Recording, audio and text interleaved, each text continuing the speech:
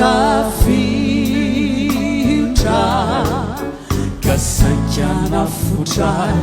nandifotray ny lonjany famoza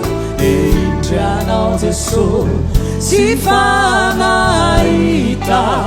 ka nampitsotra ny sandrinao mamonjy ahy nambely mafiay mitafiotra kasankana fotray nandifotray ny onjany famozaka dia indrianao Jesosy sy fanahita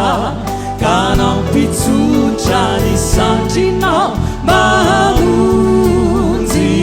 ahy anareo zao mira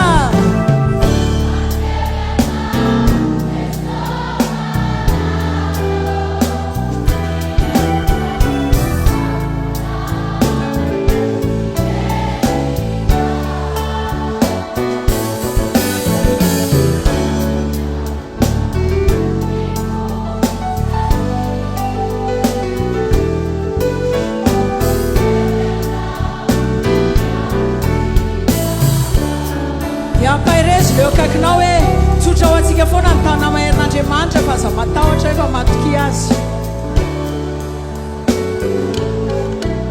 ho anao indrindrako no irako mba hampahery anao raha setra tojolaninganao omeo any Jesosy ni entanao ni aiae aretinao usitramini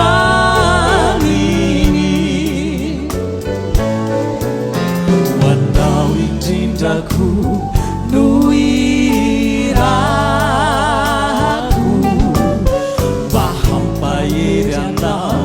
raha setra tojolaninganao omeo any Jesosy ni entanao ni aiae aretinao usitramini nareo zao mira mafy be ndray hoe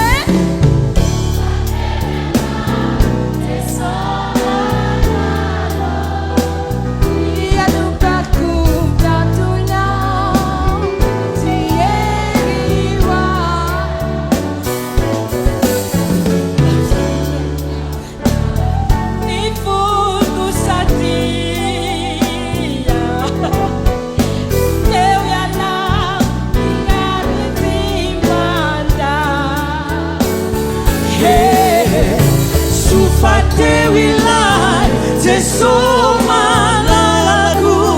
fialu faku vantulambik siheriwa tiana tautra ni fuku satri iza leo eu Jesosy piaru timanga fandraisana anjara hiderana ny tompo zay iry zay